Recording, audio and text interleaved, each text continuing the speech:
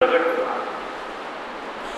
अब देखो जी उसका रूप रंग आकृति इतनी भयानक है कि उसको देखते ही लोग इधर उधर भागने लगे। इतना विशाल शरीर, अंधेरा होने लगा। देखो जब इतना विशाल शरीर है, जब वो निकलता है तो इधर तो सूर्य ढक जाता है, अंधेरा हो जाता है, तो आवरण करने के कारण ही इसको वृत्र कहने लगे। अब देवताओं ने मिलकर के वृत्रासुर पर अस्त्र शस्त्र का प्रहार किया, लेकिन वृत्रासुर सारे अस्त्र शस्त्रों को निगल लेता है। तब देवता हुए दुखी, सब मिलकर के भगवान की शरण में आए, भगवान की स्तुति करने लगे। भगवान ने दर्शन दिया, देवताओं से बोले घबराओ नहीं, जल्दी महात्मा दधीचि के पास जाकर उनके शरीर की याचना करो। विश्वकर्मा के द्वारा उनकी हड्डियों से वज्र का निर्माण करवाओ, उसी वज्र में मेरी शक्ति निहित रहेगी और उसी वज्र से तुम वृत्रासुर का वध कर पाओगे। भगवान की आज्ञा से देवता लोग महात्मा दधीचि के पास गए। भारत के ऋषियों की एक परंपरा है। बोलो आनंद कंद भगवान की नारायण नारायण नारायण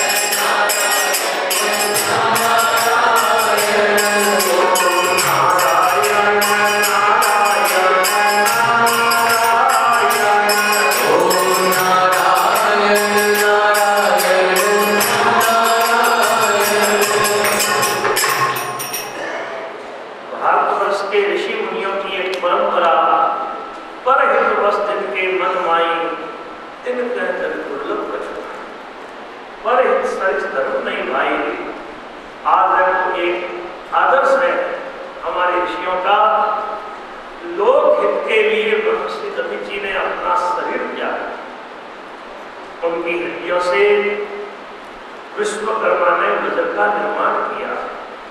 उसी वज्र को लेकर के इंद्र ने दैत्यों पर चढ़ाई की। अब दैत्य के सेनापति भी नमति संवाद ये सब वृत्रासुर के साथ युद्ध में आ गए। वैवस्वत मनवंतर के प्रथम चतुर्युग के त्रेता युग के आरंभ में इस युद्ध में इंद्र के हाथ से वज्र नीचे गिर पड़ा। उस अवस्था में इंद्र के ऊपर वृत्रासुर ने प्रहार नहीं किया।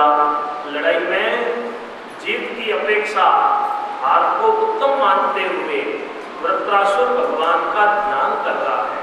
लड़ाई के अंदर वो खड़ा खड़ा क्या चिंतन कर रहा है? अजात पक्षा इव मातरम खगा स्तन्यम यथावत् सतराक्षुधाता प्रियम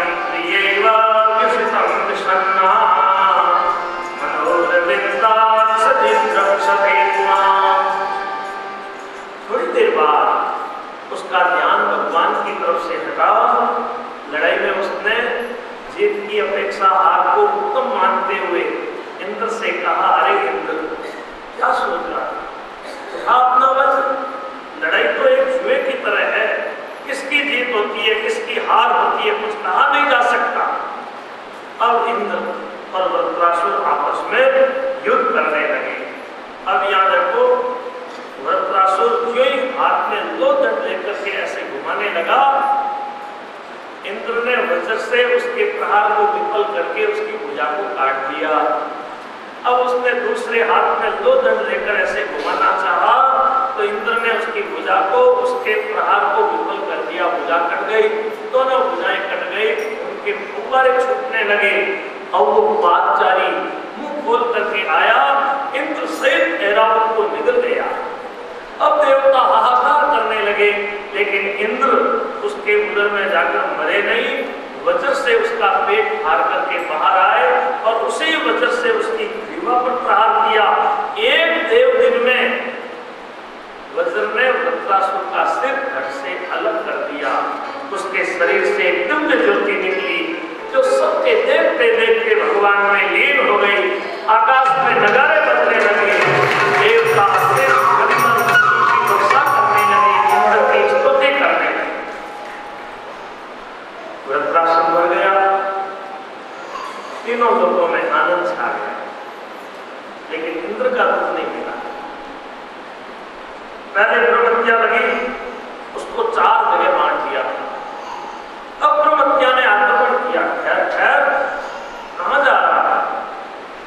अब वो इंद्र घबराया, आगे भागने लगा। अब आगे तो देखो,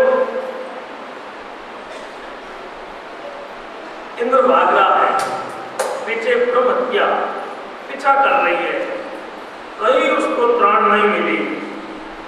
मानसरोवर में कमलदंड के सारे वहां छिप के बैठ गया।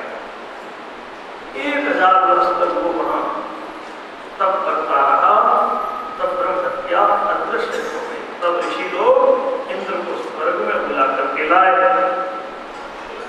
कहते हैं जब तक इंद्र मानसरोवर में कमलदंड में छिप करके रहे, तब तक पीछे स्वर्ग का पालन राजा नहुष ने विद्या और तप के प्रभाव से किया। एक छोटी सी कथा आती है, नहुष जब स्वर्ग का शासन कर रहा है तो उसको ये अभिमान था अब इंद्र मैं हूं। तो उसने एक दिन इंद्राणी से कहा, देख अभी इंद्र मैं हूं, तू मेरे आसन पर आके बैठ, तू मेरा वाम अंग अलंकृत कर। अब बेचारी इंद्राणी दुखी हो गई।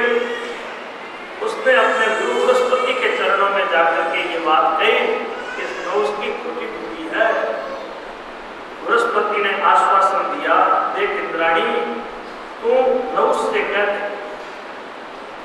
कि यदि आप ब्राह्मणों को पालकी में जोत करके पालकी में बैठकर मेरे पास आओ तो मैं आपकी सेवा कर सकूंगी। नहुष ने इस शर्त को स्वीकार कर दिया। अब वो नहुष अगस्त्य आदि महात्माओं को पालकी में जोत करके पालकी में बैठ करके इंद्राणी के पास जा रहा है। अब वो महात्मा लोग धीरे धीरे चल रहे थे, तो नहुष ने अगस्त्य जी के पैर से ठोकर लगाई और कहा सर्व सर्व जल्दी चलो जल्दी चलो। तो महात्मा जी कुपित हो गए, बोले रे दुष्ट क्या सर्व सर्व कहता है, अग्र हो जा, साफ हो जा। अब देखो इंद्राणी ने अपने बुद्धि कौशल से नहुष को तिर्यक योनि में भेज दिया। अब देखो इंद्र का पाप नष्ट हो गया। ऋषि लोग इंद्र को स्वर्ग में बुलाकर लाए, इंद्र से अश्वमेध यज्ञ करवाया, पुराण पुरुष की आराधना हुई, इंद्र का पाप नष्ट हो गया। अब जब सूर्य की तरह पहले की तरह चमकने लगे, आनंद ही आनंद हो गया। इंद्र पहले की तरह स्वर्ग का शासन करने लगे। ये आख्यान पापों को नष्ट करने वाला, धन बढ़ाने वाला, यश बढ़ाने वाला, उम्र बढ़ाने वाला, जो श्रद्धा भक्ति से इस आख्यान को सुनता है, सुनाता है, उसकी मनोकामना भगवत कृपा से पूर्ण हो जाती है और वह शत्रुओं पर विजय प्राप्त करता है। अब राजा परीक्षित ने पूछा, वृत्रासुर की लड़ाई के अंदर भगवान के चरणों में दृढ़ कैसे हुई? सुखदेव जी कहते हैं, राजन, मैंने अपने पिता वेद व्यास जी से, नारद जी से, महात्मा देवल के मुख से जो इतिहास सुना वही मैं आपको सुना रहा हूं। सुनिए, प्राचीन काल की बात है, सूरसेन देश में एक चित्रकेतु नाम के राजा थे। राजा के कई रानी, कई पटरानी, लेकिन राजा को संतान से नहीं। राजा दुखी है। आज महल में अंगिरा ऋषि आए, राजा ने अंगिरा का आदर किया, आसन दिया, चरणों में बैठ गए। अंगिरा ने चित्रकेतु का मुंह देख करके कहा, चिंतित कैसे हो, क्या चिंता सता रही है? तब चित्रकेतु बोला, महाराज, आप संतों से क्या छिपा हुआ है? फिर भी आपकी आज्ञा से कहता हूं, सब सुख होते हुए भी महाराज मुझे संतान का सुख नहीं। अब अंगिरा ने पुत्रेश की यज्ञ करवाया, यज्ञ में बची हुई खीर रानी तुलसी को दी और कहा, राजा, बेटे का सुख हो जाएगा, बेटे से आपको सुख भी मिलेगा, दुख भी मिलेगा। ऐसा कहकर अंगिरा वहां से चले गए। खीर खाने से रानी गर्भवती हुई, यथा समय वो बालक को जन्म देती है। अब राजा को इतनी प्रसन्नता हुई, नगर में उत्सव मनाया है। अब राजा का स्नेह बेटे से और बेटे की मां से ज्यादा रहा और स्त्रियों से राजा का स्नेह नहीं रहा। अब दूसरी स्त्रियों को डांटने लगी। अब तो राजा में पूछते भी नहीं है। एक दिन रानी प्रकृति बालक को पालने में सुला करके घर के काम धंधे में लगी है। दूसरी स्त्रियों ने कहा, बस पालने में सोए हुए बालक को ले जाकर के धीरे से जा दी। बालक की मृत्यु हो गई। थोड़ी देर बाद रानी प्रकृति ने दाई मां से कहा कि जाओ, बालक कब से सो रहा है, जाओ बालक को लेकर के आओ। दाई मां आई, देखा बालक पालने में सो रहा था। अरे ये तो मर गया। तो दाई मां जोर से चिल्लाई। दाई मां के चिल्लाने की आवाज सुनते ही रानी कृष्ण की मां आई, बालक को मरा हुआ देख करके रानी मूर्छित हो गई। राजा को होश आया, राजा को पता लगा। राजा भी रोते बिलखते आए, आकर बालक के पैरों में गिर पड़े। रानी को होश आया। रानी कह रही है, बेटा, मुझे अकेली को छोड़कर तू कहां चला गया? देख, तेरे साथी मुझे खेलने के लिए बुला रहे हैं। बेटा, तो कब से सो रहा? दूध ला, थोड़ा सा दूध पी ले। तेरा मुंह आज ऐसा क्यों हो गया? बेटा, तो बोलता क्यों नहीं? क्या मृत्युदेव तुझे अपने लोक में ले गए? क्या मैं तेरी क्रोधली वाणी नहीं सुनूंगी? क्या बेटा तू नाराज हो गया? राजा रानी दोनों मामला महल में कोई भी गिरज देने वाला नहीं, सारा अंतर को अचेत सा हो गया। इसी समय नारद जी के साथ महात्मा अंगिरा वहां आए। राजा चित्रकेतु को मृत बेटे के पास इस प्रकार दुखी देख करके अंगिरा और नारद नाना प्रकार से उन्हें समझाते हुए बोले, यम श्यातव राजेंद्र भगवान यम सोचती।